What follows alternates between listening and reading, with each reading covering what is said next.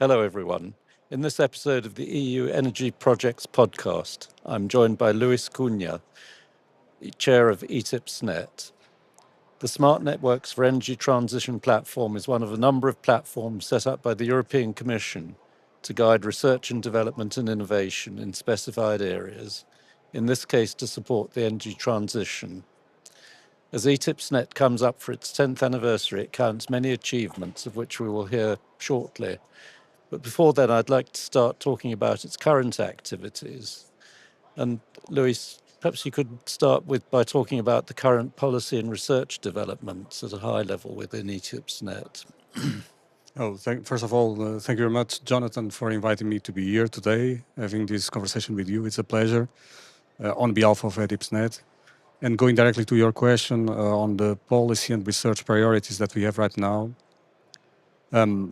I think within ETIPSNet we cover a lot of different topics in the energy sector, concretely on smart networks for the energy transition and making it a little bit simpler on smart grids. And when it comes to smart grids, we cover the grid itself, or the system, as we call it, the system of systems, and everything that connects to this system. And if you think this in this way, very rational way, then it's easy to understand what are the priorities. On one side, you need to make sure that you connect all the things that you need to connect to the grid from the generation side. And on the other side, you need to make sure that you also receive all the connections that need to be connected there from the demanding side. And in between, you have a system that is the meshing that makes sure that all these parts connect together and work in perfect synchrony. And what we do as priorities is actually to find out in each moment in time what are the long-term needs that we need to work on, or at least to plan our work to make sure that everything is aligned. Then we go a little bit deeper into the medium term just to find out what are the priorities, the upcoming priorities, and then we go to the short term where we fine-tune the real needs that we need in place right now. So, and thinking on this, it's very easy to understand that renewables integration, it's always a hot topic.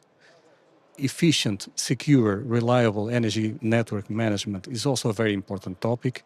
And then everything that relates to distributed energy resources integration and consumer participation, with notably also flexibility, which is a way of bringing also consumers on board in the energy transition, it's also a priority for us. And then you can imagine whatever is in between, the technical topics that we have to work on. All this is part of our main priorities right now in ETIPSNet. What's the status of the activities according to the research and innovation plan? The best way to address that question is if you consider that what we do in ETIPSNet is a kind of moving window. So if you always need to think on these three terms, long, medium, and short term. So right now we are preparing what we call the 10-year roadmap for innovation. So the 10-year is the long-term vision. After that, what we are going to do next is the implementation plans. The implementation plans is the medium term. And in between or across this process, we also produce the position papers or several short-term topics that we need to address right now. So I cannot tell you that the situation right now is this one because it's always a moving window. It tries to follow what is needed from the industry side, from the implementation side. And that is probably one of the main advantages, but one of the main challenges at the same time. Because one of the things that we normally feel is that it's difficult to synchronize the cycle of funding in the investment with the cycle of implementation. And this is something that I think from the European perspective, we also need to learn to understand better and to work out better. And so what feedback are you getting from the industry at this time? Well, thank you. First of all, thank you for that question. It's a very critical one. I come from the industry myself, so I kind of complain sometimes about that because I used to say that innovation without implementation is useless. So every single euro that you put there for innovation should translate into something meaningful for the industry implementation. And what we realized during this process of 10-year roadmap is that the way we measure this capability of translating innovation into implementation right now is probably not the best one. We use a thing that is called TRL, technological readiness level. And I think it's a good indicator, but it's short because it doesn't matter the readiness when it comes to the market side of the thing, also the business side of the thing, also the sovereignty of Europe on that particular technology or solution. So we need to bring something that is more, we see kind of a compound of different indicators that allow us to, given each different use case, understand what is the most appropriate level of technology that we have out there and that we can implement. This is, I think, that is something that we need to understand, not only as DSOs or TSOs or universities, also the European Commission needs to understand that. Because these TRLs are so well understood that changing the mindset, it's a task on itself. So at what level of TRL does ETIP SNET work then? Well, my wishful thinking would be from, I would say, 3 probably to 9, which is the one that is close to the implementation.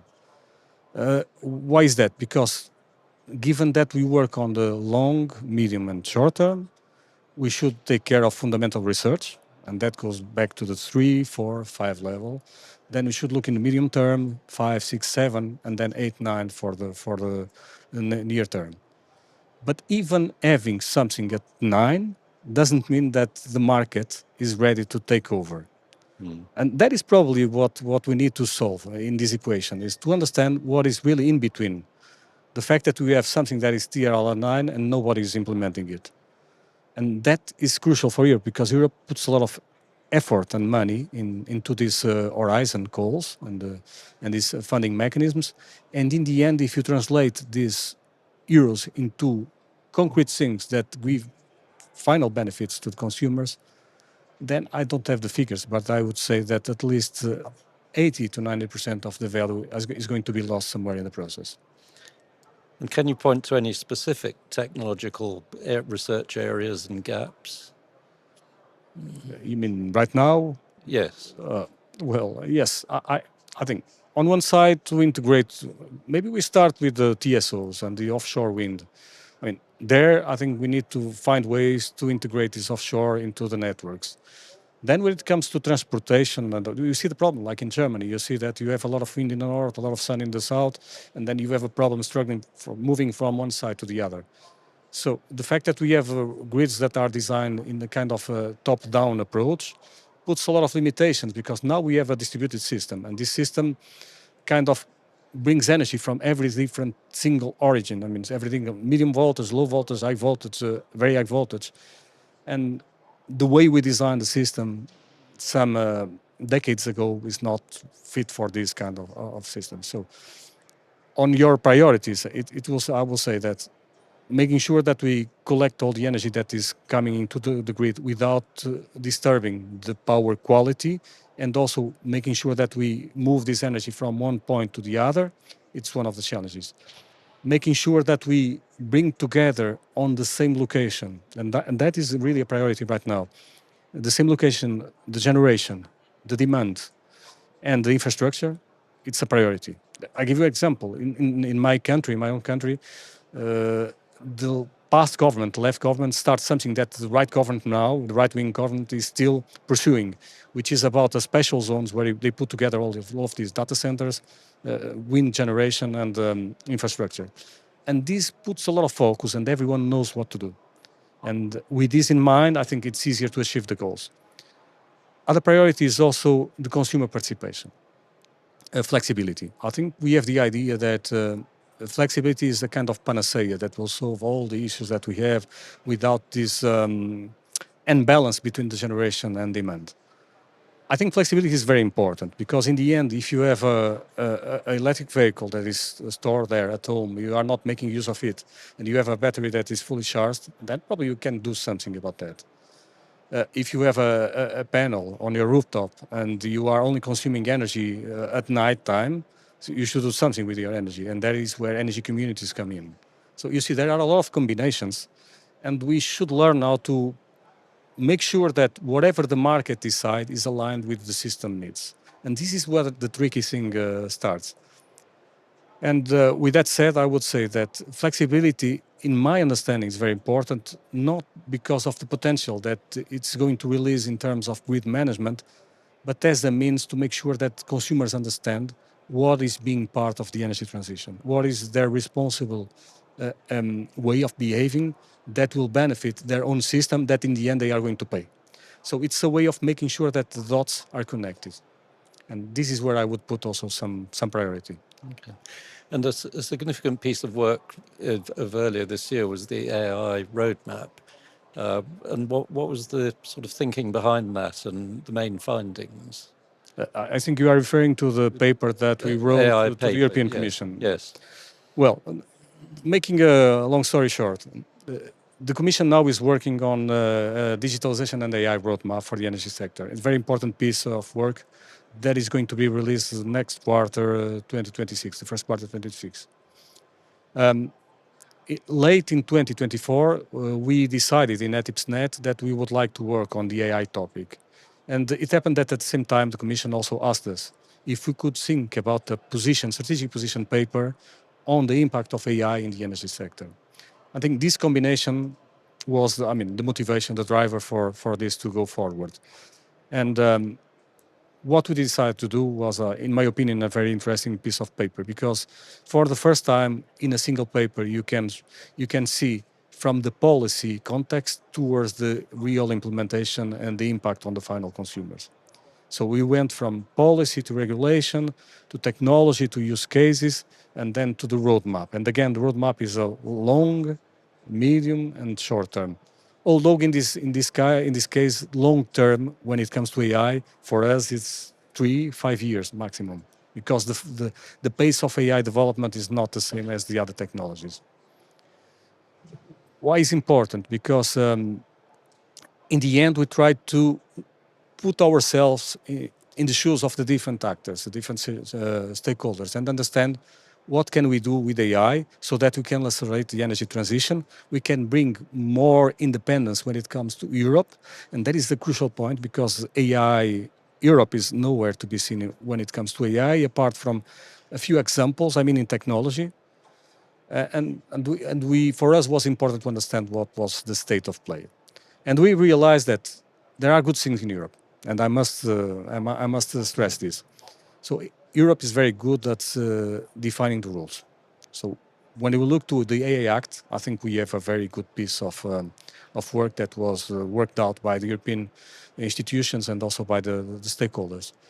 At the same time, there is a tension there, because whenever you have a lot of rules, then you are, to a certain extent, struggling a little bit with the pace of innovation.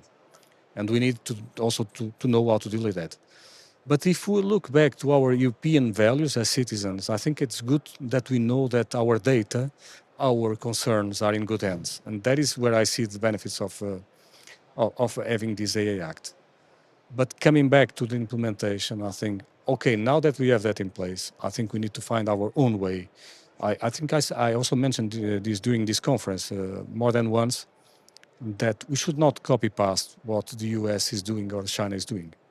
I think we should find our own way, having this context, very good context of taking care of privacy, data, consumer protection, but then looking at the real needs that we have from the process side, from the use cases side, and create this kind of specific models that we can make distributed across the network, across the system, and then kind of organize the system together based on AI agents that will allow us to coordinate very well the data privacy, the security of the system, the participation of consumers, and the participation of all actors in this. But let's see. I've been discussing this. I'm looking forward also for the result of this AI and digitalization roadmap. I know that the Commission already mentioned to this. I'm not publicizing the work. The Commission told us that they are using a lot our report. For us, is something that is very good, because we are putting our best effort there on this, but we are still waiting. Meanwhile, we are doing our own stuff, and we expect that everything is going to be aligned in the end. And I think you've been involved with ETIP SNET for probably a significant part of its history, 10 years. And can you reflect on its achievements in that time? I've been mostly involved during the last 3 years, I would say, as vice chair and chair of the ETIP SNET platform. I was already connected to that, but through other initiatives. But I know the story from the very beginning of ETIP SNET, and it's true that we are about to celebrate our 10th anniversary. And what I can say is that as a platform, as a community of good people that are willing to give for free their time to discuss the important topics of our system, it's very good. At the same time, for me, it's a little bit strange that you need to rely on a bunch of good guys to write down something that is relevant for our system when we spend a lot of money in very important things. So, I mean, something is not probably right there if we are honest, brutally honest on this. But going to the positive side, and I always like to stay on the positive side of the thing, I think that we have there all stakeholders apart from the regulators that I would like to see more there. But if we not consider the regulators, I think we have the good people there to need to discuss the things. These are people very committed to work hard on these papers. We see that Commission is relying more and more on platforms like ETIP SNET to get almost an immediate reaction, like testing the waters, like we say normally in general terms, to see how this is going to have an impact when they are thinking about a new policy and a new guideline.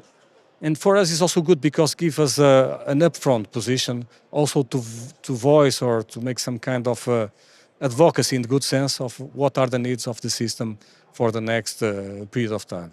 And do you see it evolving differently in the years ahead? Well, I think it's a tricky question. If you ask me, Luis, if I see it, I would like to see it.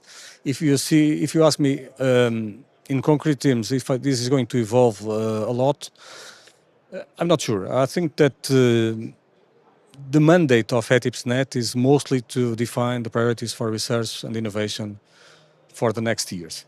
So this is more or less aligned with the cycle of funding mechanisms coming from the European Union. And this is the priority. On top of that, we also try to do this short-term approach, like answer to consultations, preparing some brief position papers on this topic and that. But in the end, the main core activity of ETIP SNET is that one.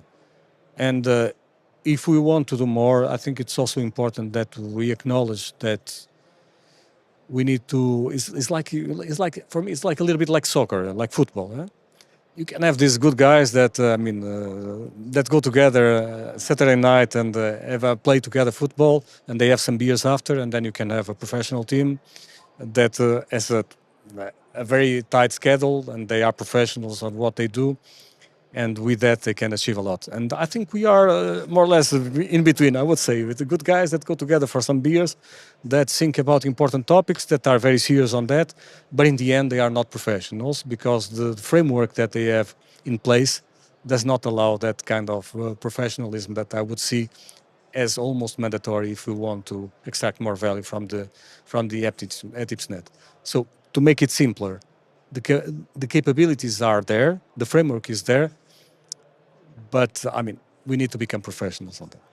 Okay, good. Well, thank you very much for your insights, Luis. And for more insights, join the Enlit community.